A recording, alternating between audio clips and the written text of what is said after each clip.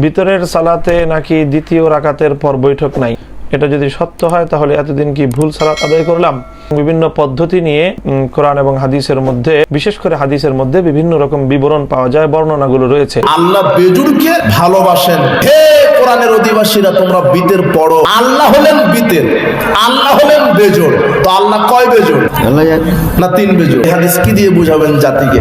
কিন্তু অধিকাংশ এক রাকাতের পক্ষ, এক রাকাতের হাদিসই বেশি। বেতের নামাজ কোন কোন সাহাবী এক রাকাত পড়েছে দলিল সহ দয়া করে ব্যাখ্যা দিয়ে। কয়েকজন সাহাবী থেকে রিওয়ায়াত আছে যে এক রাকাত বেতের তেনারা পড়তেন, কিন্তু এখানে ব্যাখ্যা আছে। আসসালামু আলাইকুম ওয়া রাহমাতুল্লাহি ওয়া বারাকাতুহু। প্রিয় দর্শক, বিতের নামাজ নিয়ে আমাদের সমাজে দ্বন্দ্ব। আহলে হাদিসরা বলে যারা 3 রাকাত বিতের পড়ে তাদের বিতের নামাজ হয় না।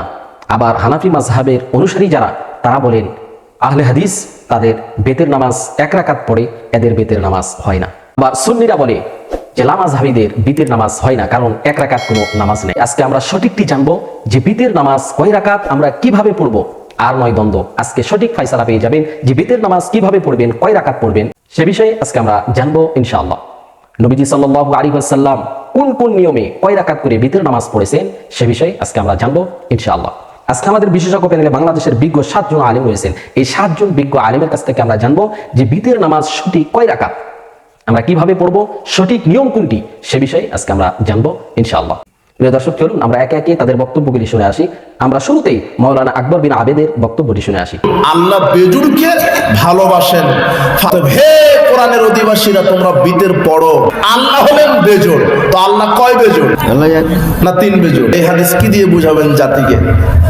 তাই বলে 3 রাকাত পড়া যাবে না এটা নয়। 3 রাকাতেরও হাদিস আসছে, 5 রাকাতেরও হাদিস আসছে। 7 রাকাত পড়েন, 1 রাকাতের হাদিসই বেশি। কথা বুঝেছেন? আপনি বুখারীর 990, 995, আপনি আবু দাউদের 1416, 1422। রাসূল বলছেন প্রত্যেকটা মুসলিমের উপরে বেতের পড়া কর্তব্য, হক, সে পড়বে। মায়াফআল মান আহাব্বা, যে ব্যক্তি চায় 1 রাকাত পড়ুক, যে ব্যক্তি চায় 3 রাকাত পড়ুক, যে ব্যক্তি চায় 5 রাকাত পড়ুক। স্পষ্ট হাদিস আসছে। তো পড়েন 5 রাকাত, 3 রাকাত, 1 রাকাত। তবে অধিকাংশ 1 রাকাত। রাসূল সাল্লাল্লাহু আলাইহি ওয়াসাল্লাম 1 রাকাতই বেশি পড়তেন, 3 রাকাতও পড়তেন। কিন্তু ইসলাম অতটুকুনি মানতে হবে ইবাদত আকারে, যেটা রাসূল সাল্লাল্লাহু আলাইহি ওয়াসাল্লাম যতটুকুন মানতে বলেছেন। ফামান কানা ইউরিদু সিনাতাদ দুনিয়া, যে ব্যক্তি দুনিয়ার, ওই একটা, যে ব্যক্তি দুনিয়ার সুখ, শান্তি, দুনিয়াকে নিয়ে ব্যস্ত থাকবে, এর মানে পরকালকে ভুলে গিয়ে, পরকাল থেকে মুখ ফিরিয়ে নিয়ে শুধু দুনিয়ার প্রতি জীবন নিবন্ধ করবে।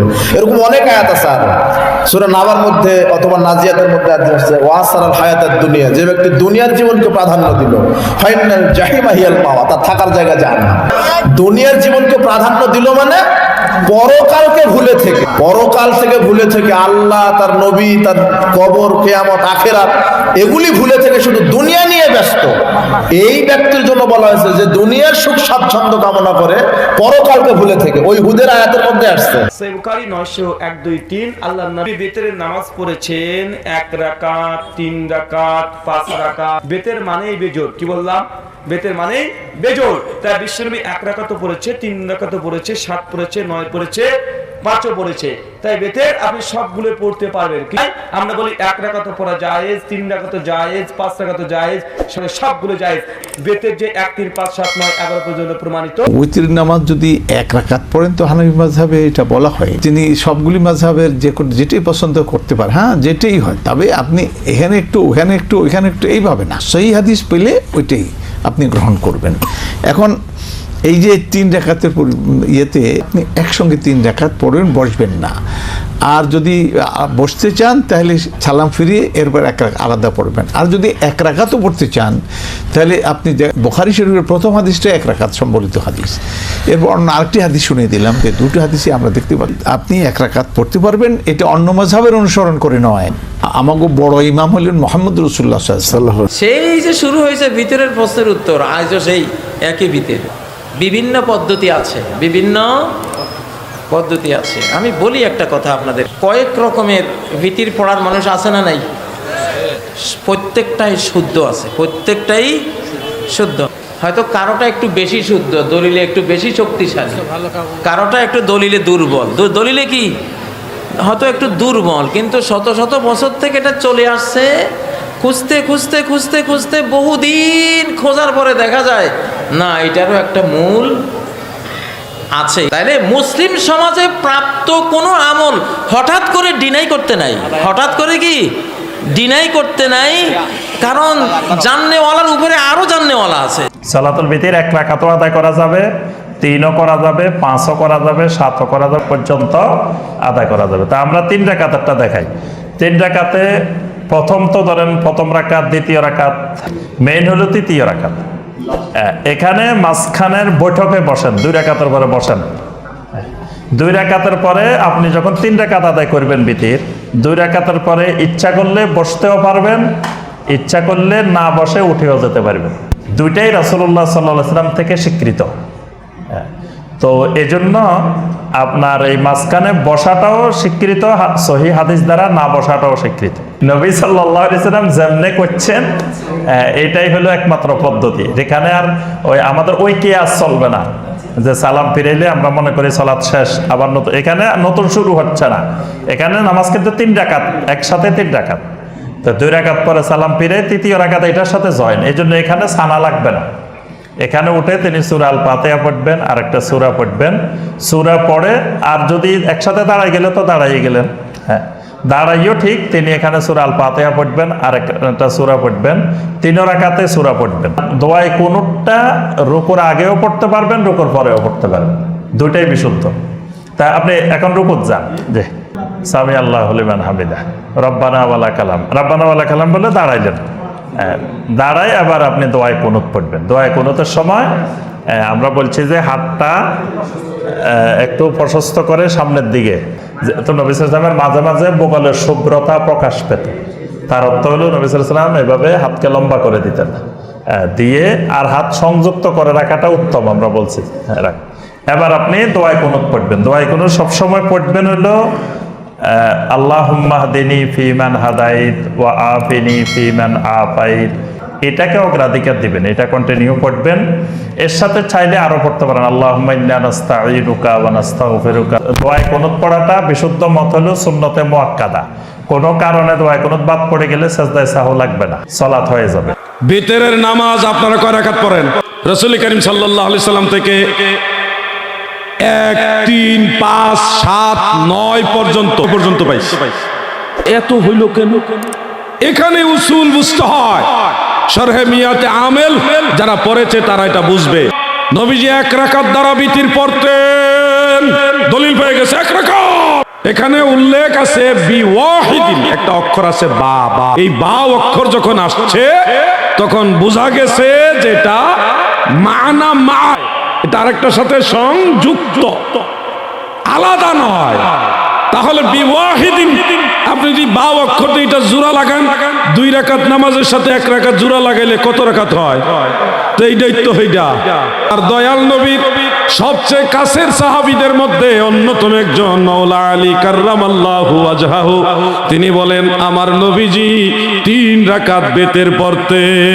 এখন মাঝখানে সালাম দেয়, দিয়া আবার দাঁড়ায় আলাদা করে 2 রাকাত, আর মাঝখানে সালাম দিয়া 1 রাকাতকে সম্পূর্ণ আলাদা করে। এই সিস্টেমটা যারা করে, শোনো, ওদের এই জবাব তো 1450 বছর আগে আল্লাহ রসুলের পক্ষ থেকে সাহাবায়ে কেরাম দিয়েছে। 2টা কিতাবের নাম মনে রাখবেন, একটা হলো সিহাসিত্তার অন্যতম কিতাব সুনানু নাসাই, নাসাই শরীফের মধ্যে উল্লেখ, আরেকটা হলো আল মুস্তাদরাক আলা সাহিহাইন, সেই 2টা কিতাবের মধ্যে উল্লেখ রয়েছে সহিহ সনদে। আম্মাজান আয়েশা রাদিয়াল্লাহু তাআলা আনহা তিনি বলেন আমার দয়াল নবীজি 3 রাকাত বেতের পড়তেন, ওয়ালা ইউসাল্লিমু ইল্লা ফি আখিরিহিন্না, সেই বিতিরের শেষে ছাড়া কখনো নামাজ সালাম ফিরাইতেন না, মানে মাঝখানে সালাম ফিরাইয়া আবার শেষে সালাম, এরকম না।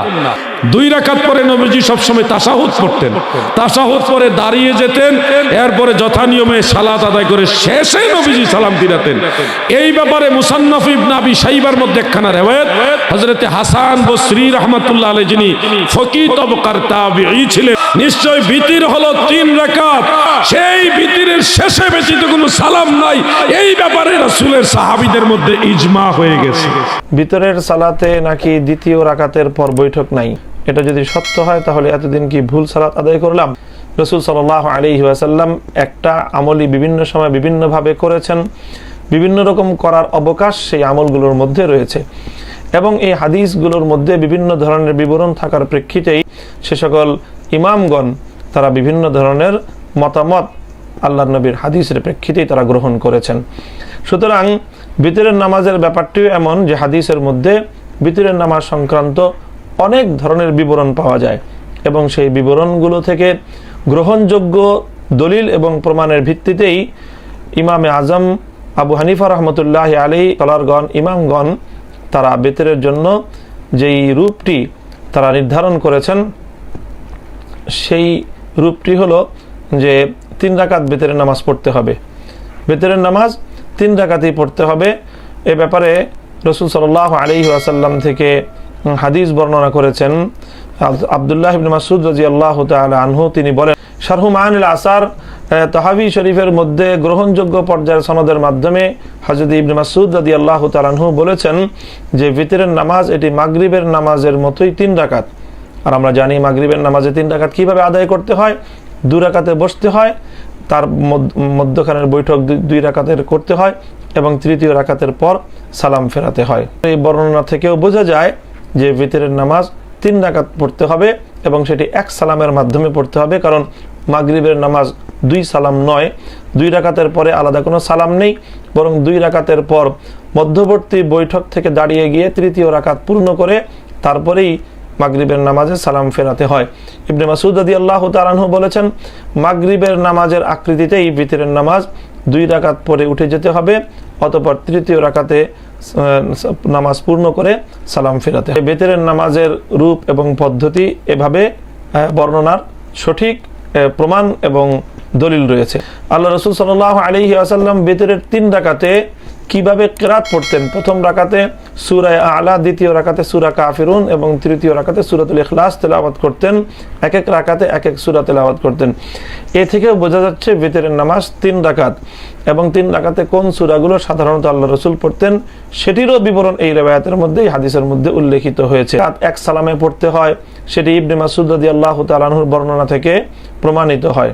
এভাবে বেতের নামাজ পড়া শুদ্ধ নয়, তারা এটি সম্পূর্ণ ভুল একটি বক্তব্য এবং ফিকহ সম্পর্কে এটি অনেকটি একটি অজানা মন্তব্যের মতোই। ভিতরের নামাজ 3 রাকাত নির্দ্বিধায় আমরা সন্দেহাতীতভাবে এই আমল করতে পারি, এতে কোনো সংশয়ের অবকাশ নেই। প্রিয় দর্শক, এতক্ষণ আমরা শুনছিলাম বাংলাদেশের বিজ্ঞ 7 জন আলেমের কাছ থেকে ভিতরের নামাজ কয় রাকাত, ভিতরের নামাজ 3 রাকাতের কি কোনো দলিল আছে, ভিতরের নামাজ 1 রাকাতের কি কোনো দলিল আছে, নবীজি সাল্লাল্লাহু আলাইহি ওয়াসাল্লাম কোন নিয়মে কিভাবে ভিতরের নামাজ আদায় করেছেন, 1 রাকাত পড়েছেন নাকি 3 রাকাত পড়েছেন, সে বিষয়ে আমরা শুনছিলাম বিজ্ঞ আলেমদের কাছ থেকে। আমাদের সমাজে অনেকেই বলে যে হানাফিরা যেভাবে ভিতরের নামাজ পড়ে এভাবে ভিতরের নামাজ হয় না। আবার হানাফি মাযহাবের কিছু ভাই, কিছু আলেম, কিছু শায়েখ তারা বলেন যে লা মাযহাবি যারা তারা ভিতরের নামাজ 1 রাকাত পড়ে, 1 রাকাত ভিতরের নামাজ হয় না।